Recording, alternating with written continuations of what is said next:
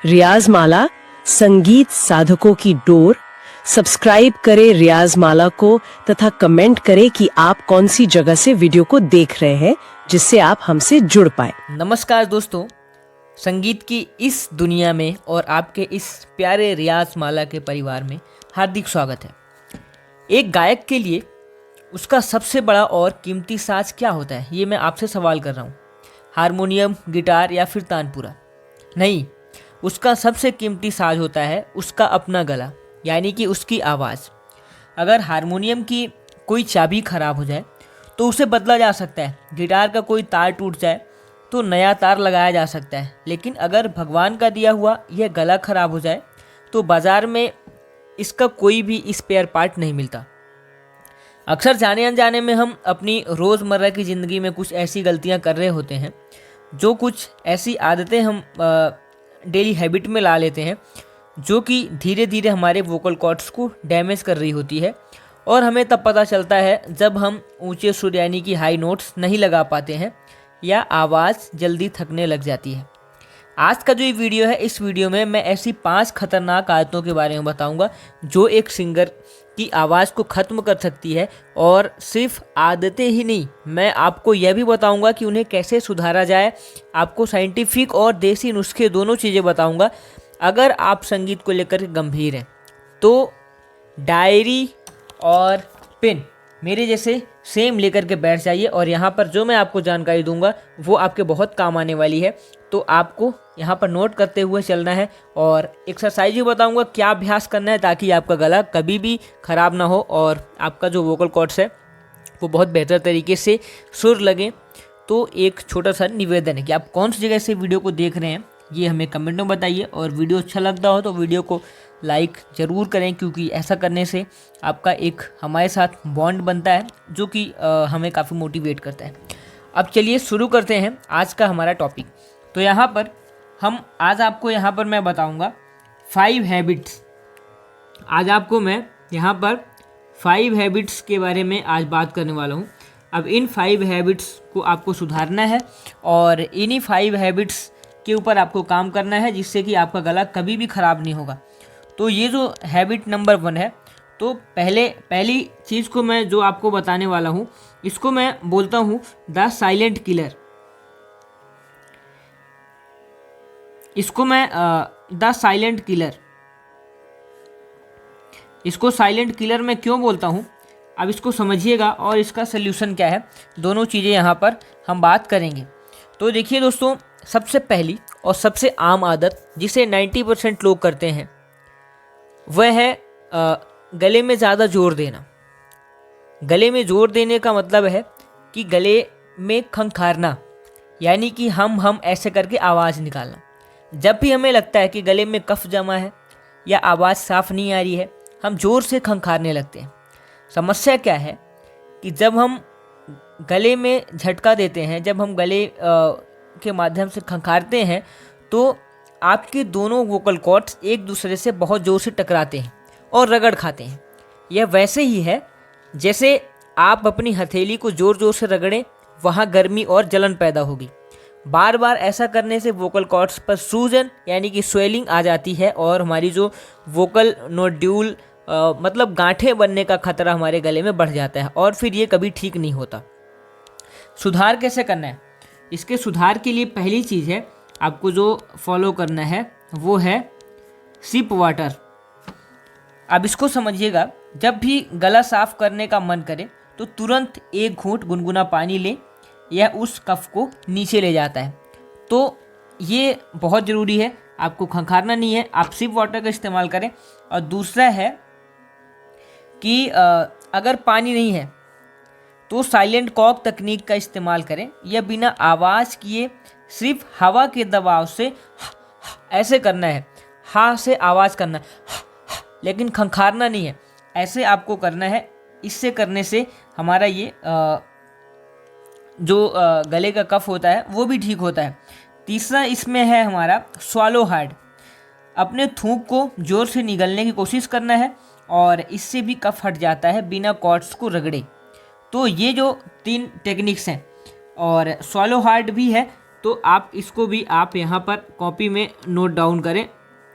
तो ये टेक्निक के बारे में आप देखेंगे भी तो आपको बहुत अच्छे से इन सभी चीज़ों के बारे में भी जानकारी क्लियर होगी। अब जो दूसरा हमारा यहाँ पर हैबिट है, तो दूसरी हैबिट है यहाँ पर द प्रैक्टिस मिस्टेक। यहाँ पर द प्रैक्टिस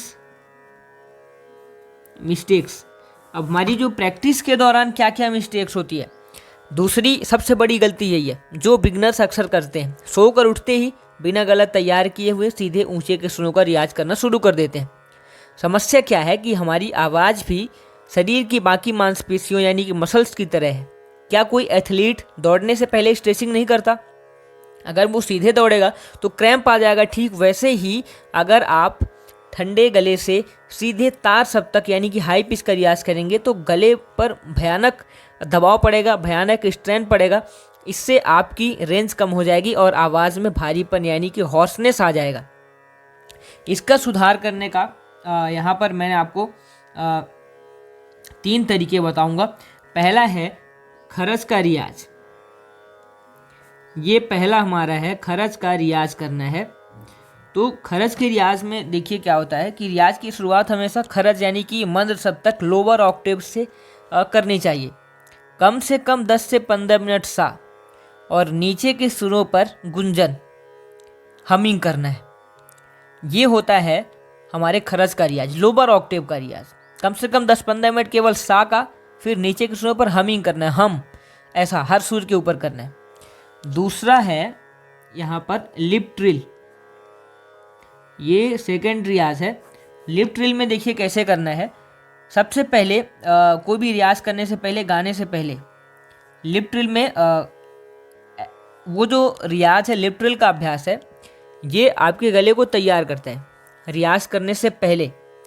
और इसमें होठों के फड़फड़ाने की जो आहट होती है वो हमें इस लिप ट्रिल के रियाज से समझ में आती है। लिप ट्रिल का जो इसके पहले मैंने जो वीडियो बनाया था, तो इस वीडियो में भी लिप ट्रिल के बारे में काफ़ी अच्छे से मैंने एक्सप्लेन किया हुआ है। हमें जो दांतों के बीच में थोड़ा सा गैप रखना है, लेकिन दांतों के ऊपर हमें दांतों से बंद नहीं करना है। दोनों जबड़ों के बीच में हमें थोड़ा सा स्पेस रखना है और फिर हमें भिर्र की आवाज़ निकालनी है। जैसे बचपन में छोटे बच्चे गाड़ी चलाते हैं, ब्रर ब्रर ऐसे करके, ये वाला साउंड हमें रियाज से पहले निकालना है, कम से कम 2 से 3 मिनट तक। इसके बाद ग्रेजुअल इंक्रीज। ग्रेजुअल इंक्रीज का मतलब है कि सीढ़ी दर सीढ़ी हमें आगे बढ़ना है। अब इसको समझाता हूं मैं। देखिए, जब भी आप रियाज करने बैठे तो क्रमशः पहले मध्य सप्तक में, फिर मंद सप्तक में, फिर मध्य सप्तक में, फिर तार सप्तक में, इस तरीके का जब हम क्रम बनाएंगे तो ये हमारे रियाज करने की बिल्कुल सही टेक्निक होगी और ये बिल्कुल सही तरीका हमारे रियाज का कहलाएगा। तीसरा जो यहाँ पर गलती कौन सी नहीं करनी है आपको, लाइफ स्टाइल एंड डाइट। जो मैं आखिरी तरीका बताऊंगा वो तरीका जो है वो अमूमन बहुत सारे लोग करते हैं और वो तरीका वो गलती आपको नहीं करनी है, नहीं तो वो आपका गला हमेशा के लिए ख़राब कर देगा। लाइफ स्टाइल एंड डाइट तीसरी ये सबसे कॉमन आदत है जो कि सब में होती है, जो कि आपके किचन, खाने की टेबल से लेकर के बहुत ठंडा पानी यानी कि आइस वाटर, बहुत ज़्यादा तेल, मिर्च, मसाला या देर रात से खाना खाना। समस्या यहाँ पर यह है कि ज़्यादा ठंडा पानी आपके गले की मांसपेशियों को सिकोड़ देता है, जिससे उनका लचीलापन कम हो जाता है। और सबसे बड़ा दुश्मन आपका है एसिड रिफ्लेक्स।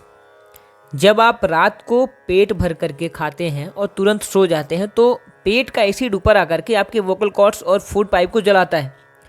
सुबह उठने पर अगर आपका गला खट्टा या भारी लगता है तो यह एसिडिटी की वजह से होता है। सुधार कैसे करना है? सुधार इसमें देखिए, पहला जो इसमें है तो वो पहली चीज़ है रूम टेम्परेचर वाटर। इसको भी आपको मैं समझाता हूँ कैसे करना है और ये क्या होता है। तो रूम टेम्परेचर वाटर ये इसका सल्यूशन है। इसमें देखिए क्या करना है कि एक गायक को हमेशा सादा या हल्का गुनगुना पानी पीना चाहिए। फ्रिज के पानी से तो बिल्कुल आपको इस्तेमाल नहीं करना है। रूम टेम्परेचर का मतलब है कि जिस वातावरण में, जिस आवरण में आप अभी रह रहे हैं उसके हिसाब से जो पानी है उसको पीना है, ना कि फ्रिज में रख करके ठंडा किया हुआ पानी। गुनगुना पानी आप पी सकते हैं लेकिन ठंडा पानी नहीं पी सकते। दूसरा है 3 आवर रूल।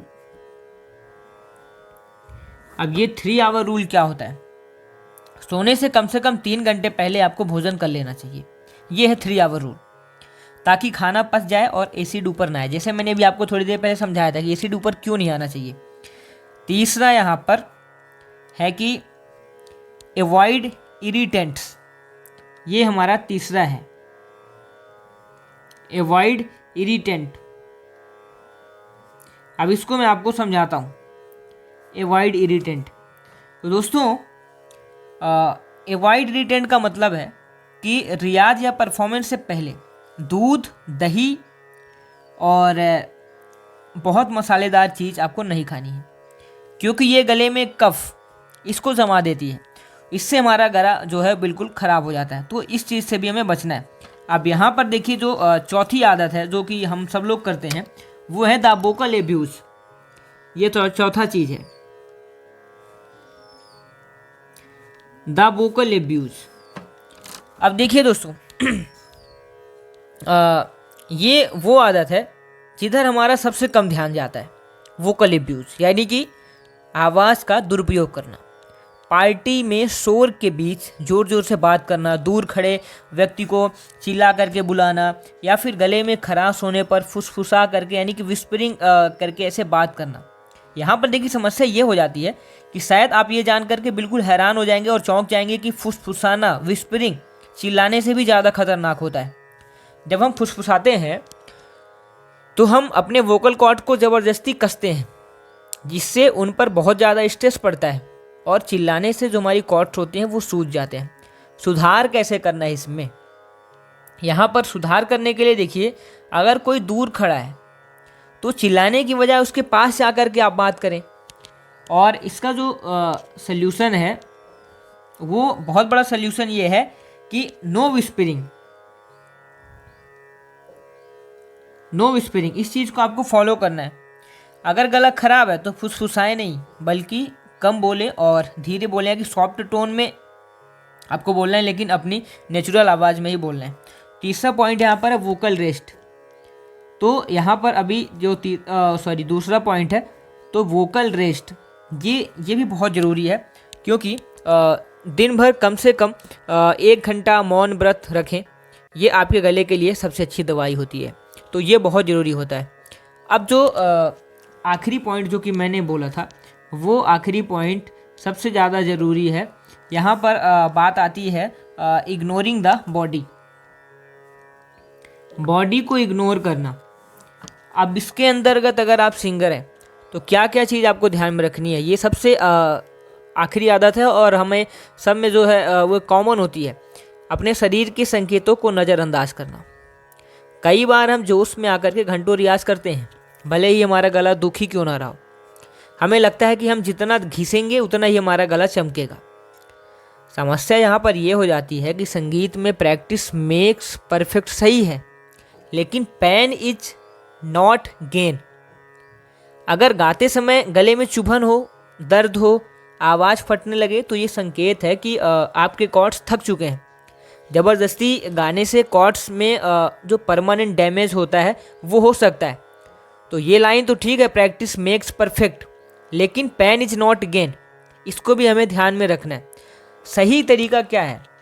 समस्या यहाँ पर ये हो जाती है, देखिए कि संगीत में अगर हम जो हमारा बॉडी जो हमें सिम्टम्स देती है, जो हमें बॉडी डायरेक्शन देती है, अगर हम उसको फॉलो नहीं करते हैं और हम जो भी बहुत सारे लोग सोचते हैं कि जितना हम रियाज करेंगे उतना ही हमारा गला अच्छा होता चला जाएगा, लेकिन यही है मैंने लाइन बोली थी कि pain is not gain, practice makes perfect. ये हो सकता है, लेकिन अगर हम गले में जितना गले को घिसेंगे तो उससे हमारा गला सही नहीं होगा, उससे हमारा गला और ख़राब ही होगा।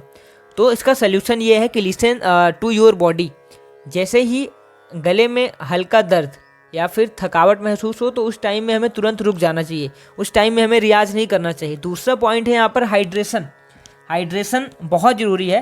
हर 15 से 20 मिनट के रियाज के बाद आपको 1 सिप वाटर, 1 घूंट पानी आपको ज़रूर लेना है। ये आपको गले को सूखने से बचाता है और हमारी जो वोकल मसल्स होती हैं, जो हमारी वोकल कॉर्ड्स होती हैं, उनको वापस से गाने के लिए रेडी करता है और वापस से उनको एक्टिव करता है। तीसरा है क्वालिटी ओवर क्वांटिटी। इसका मीन्स क्या है? क्वालिटी ओवर क्वांटिटी का मतलब है कि 4 घंटे गलत और थके हुए गले के रियाज से बेहतर है कि 1 घंटा पूरे फोकस और फ्रेश गले के साथ रियाज कर लेना। तो पहला पॉइंट यहाँ पर हमने जो आपको बताया, listen to your body, listen to your body. ये चीज़ अभी आपको समझ में आ गई कि जैसे ही हल्का दर्द होता है गले में, थकावट होती है, तुरंत रुक जाना है। दूसरा है हाइड्रेशन। ये हाइड्रेशन का मतलब है कि 15-20 मिनट के रियाज के बाद 1 घूंट पानी पीना है, गले को सूखने नहीं देना है। क्वालिटी ओवर क्वांटिटी, ये तीसरा पॉइंट हमने आपको बताया था। Quality over quantity, quality over quantity यानी कि 4 घंटे गला का ज़बरदस्ती बिना मन के रियाज के थके हुए गले के रियाज से बेहतर है कि 1 घंटा पूरा फोकस और फ्रेश गले के साथ रियाज कर लेना। तो दोस्तों, ये 5 पॉइंट्स जो मैंने आपको बताई, जो 5 आदतें आपको बताई, वो हर सिंगर के लिए बहुत ज़रूरी है और जो इनमें ध्यान नहीं देता है तो उसके करियर पर ब्रेक लग सकता है। गले को खंखारना बंद करना है, बिना वार्म अप के गाना बंद करना है। तीसरा, ठंडे पानी और एसिडिटी से बचना है। चौथा, चिल्लाना और विस्परिंग करना यानी कि फुसफुसाना नहीं है। थके हुए गले पर ज़बरदस्ती नहीं करनी है, क्योंकि संगीत एक साधना है और इस साधना के लिए जो शरीर का स्वस्थ होना बहुत ज़रूरी है। आज ही इन आदतों को बदलना है और 21 दिनों तक इस नियम का पालन करके देखना है। आपको अपनी रेंज और आवाज़ की क्वालिटी में ज़मीन आसमान का फ़र्क नज़र आएगा। इन 5 आदतों में से कौन सी आदत जो आप में सबसे ज़्यादा है, जिसे आप आज ही छोड़ने वाले हो, वो मुझे कमेंट बॉक्स में आपको बताना है।